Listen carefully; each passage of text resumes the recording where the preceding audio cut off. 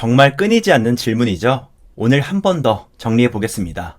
배당 성장하다 보면 나중에 배당이 10%, 20%가 되는데 이게 말이 되냐? 슈드의 미래가 그렇게 좋냐? 근거가 뭐냐? 배당 성장에 한계치가 있을 것이다. 배당 성장이 멈출 거라는 얘기죠. 어떻게 운용하길래 배당이 계속 저렇게 오르냐? 사실 오늘 질문들 어느 분께서 한 방에 시원하게 정리해 주셨는데요. 조금 더 자세히 데이터로 풀어보겠습니다. 먼저 슈드의 배당 데이터입니다. 10년간 3배 정도 올랐죠? S&P 500, 스파이는 어떨까요? 30년간 아주 잘 올랐습니다. 참고로 이 그래프는 2012년을 100%로 정교한 그래프고요. 스파이는 30년간 6배 정도 올랐네요. 그럼 VTI, 미국의 모든 주식은 어떨까요? 이것도 꾸준히 잘 올랐습니다. 20년간 5배 이상 아주 잘 올랐죠? 그럼 또 전 세계는 어떨까요? VT의 배당금도 꾸준히 잘 오르고 있습니다. 2009년부터 3배 정도 올랐죠? 지금 보신 것처럼 슈드만 오르는 게 아니죠. 경제 성장과 생산성 향상에 따라 기업의 배당금은 모두 성장하고 있었습니다. 그리고 앞으로도 계속 성장할 겁니다. 전 세계 기준으로 10년간 66% 올랐고요. 미국 주식은 더 좋았죠. 100% 올랐습니다. S&P 500, 스파이도 아주 비슷했죠. 거기서 한 번 더 배당 성장 잘하는 기업을 필터링한 슈드가 당연히 더 좋았습니다. 전 세계 모든 주식이 있었고요.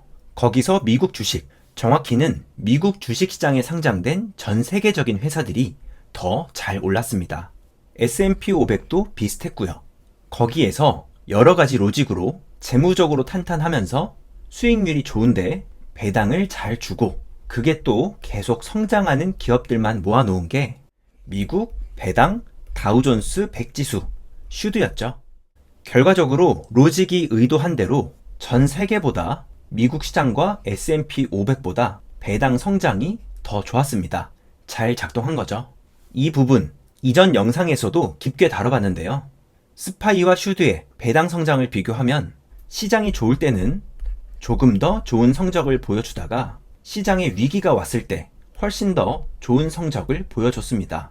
그 결과 스파이의 배당이 2배 오를 때 슈드는 3배 올랐죠. 자, 이제 질문들 하나씩 볼까요? 어떻게 운용하길래 이렇게 계속 오를까요? 앞에서 확인했죠. 슈드가 아니어도 잘 오릅니다. 그런데 전 세계보다는 미국 주식시장이 더 잘 올랐고요. 그 중에서도 한 번 더 선별된 슈드가 더 잘 올랐습니다. 물론 배당 성장에 슈드만 있는 게 아닙니다. 이 부분도 지난 영상에서 다뤘었죠. 슈드와 비슷하거나 근접한 여러 ETF가 있었고 로직과 데이터를 잘 분석해서 여러 ETF에 분산 투자하는 게 더 안정적입니다. 앞으로 또 어떤 생태계가 펼쳐질지 슈드라는 생명체가 지금처럼 잘 버텨줄지 아무도 모르죠. 몰빵하면 안 됩니다. 다음으로 넘어가 볼까요? 앞으로도 계속 이렇게 상승할 수 있을까요? 성장이 멈춘 사례는 없었나요?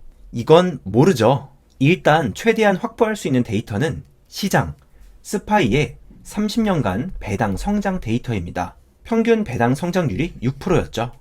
이거 모릅니다. 다만 로직과 데이터를 봤을 때 스파이보다는 좋을 것으로 기대할 수 있고 아주 못해도 6% 이상, 실제 데이터를 감안하면 8에서 12%를 가정하면 크게 무리가 없을 것이라 생각합니다. 그리고 스파이의 경우 배당 성장이 멈춘 게 아니라 아예 삭감된 적이 있었죠. 슈드도 당연히 항상 성장할 수는 없을 겁니다. 시장 상황에 따라 충분히 삭감될 가능성이 있고요.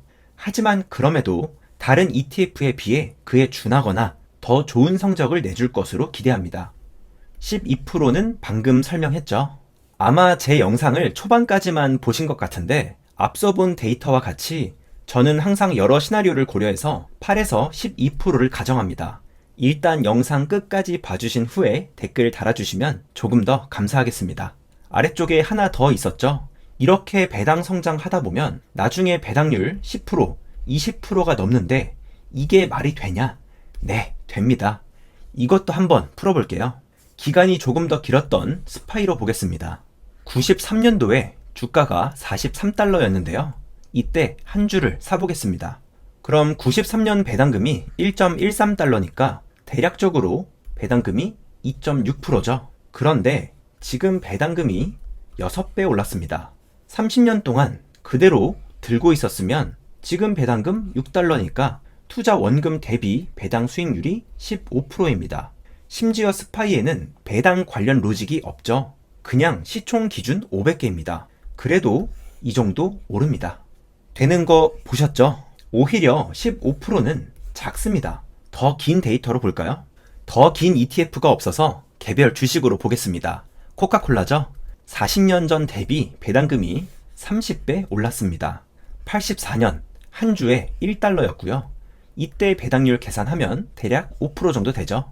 지금까지 들고 있으면 배당률 160%입니다. 그리고 이거 실제로 하신 분 계시죠? 30년 전에 코카콜라 아주 많이 사셨고요. 지금 투자금 대비 배당 수익률이 52%입니다. 2년마다 원금을 회수하고 계시죠? 근데 이것도 꽤 시간이 지난 기사니까 지금은 60%, 70%도 받으실 겁니다.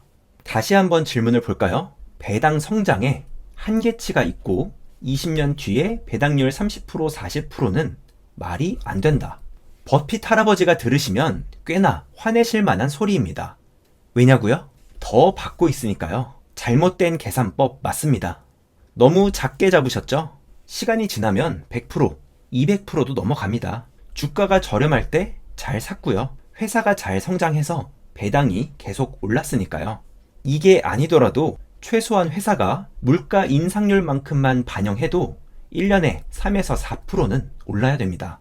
이 부분도 아직 남았죠? 한 번 더 짚어드리겠습니다. 코카콜라 매출입니다. 계속 오르고 있죠? 물가 상승도 반영되고 생산성도 높이고 연구 개발을 진행하면서 꾸준히 순이익도 늘어납니다. 그에 따라 배당금도 늘어나게 되죠. 여기에서 배당 성장에 한계치가 있을 거라는 말이 뭘까요? 굳이 그래프로 풀어보면 이런 모습입니다. 코카콜라의 성장이 멈춘다는 얘기죠. 뭐 실제로 이렇게 될 수도 있습니다. 제가 개별 주식을 안 하는 이유이기도 하죠. 하지만 저런 기업에 100개씩 분산된 슈드는 어떨까요? 여러 섹터에 걸쳐 세계 최고의 기업들이 들어가 있습니다. 여기 코카콜라도 보이죠? 브로드컴, TI, 홈디포, 펩시, 시스코, 에브비, 머크, 버라이즌, 쉐브론 이런 최상의 기업들이 가득 모인 슈드에서 이 슈드의 배당이 멈춘다는 건 무엇을 의미할까요? 이런 코카콜라 같은 기업의 성장이 멈춘다. 한 개, 두 개가 아니고 세계 최고의 기업들이 동시다발적으로 성장과 배당을 멈춘다. 이 말이죠. 다시 한번 정리해 보겠습니다. 배당 성장이 멈출 것이다. 특히 최고로 볼 수 있는 S&P 500에서도 한 번 더 선별한 기업들의 배당 성장이 멈춘다는 건 그 모집단인 S&P 500도 멀쩡하다는 얘기가 아닙니다. 여기서 배당 성장 더 잘하는 것만 뽑았으니까요. 실제로 모든 종목이 S&P에 속하는 건 아니지만 종목 비중으로 보면 슈드 비중 95%가 스파이에 속하고 있습니다. 스파이, 슈드 모두 세계 최고의 기업들을 뽑고 있죠. 피라미드에서 꼭대기만 뽑는데 성장을 못한다는 건 모두 성장을 못한다는 겁니다. 결과적으로 이렇게 남겨주신 견해는 사실 이 말과 같습니다. 물론 슈드가 항상 베스트는 아니죠. 하지만 이 간단한 로직조차 언젠가 제대로 작동하지 않는다면 아마 시장 전체도 멀쩡하진 않을 겁니다. 따라서 세계 최고의 기업들이 상장된 이 주식시장에 숏배팅 하신다면 추천하고 싶진 않습니다. 정말 그렇게 생각하신다면 인버스 상품으로 투자하는 게 좋겠죠. 계속 볼까요? 슈드, 미래가 그렇게 밝은가요? 그 근거는 무엇일까요? 기업들이 계속 성장한다면 슈드뿐만 아니라 모든 시장이 성장합니다. 그에 따라 배당이 늘어나고요. 그 중에서도 슈드가 조금 더 좋은 배당 성장을 보여줄 것으로 기대하고 있습니다. 하지만 역시 슈드만이 정답이 아니죠. 각자의 상황과 목적에 따라 여러 배당 성장 ETF에 분산 투자하시는 게 좋습니다.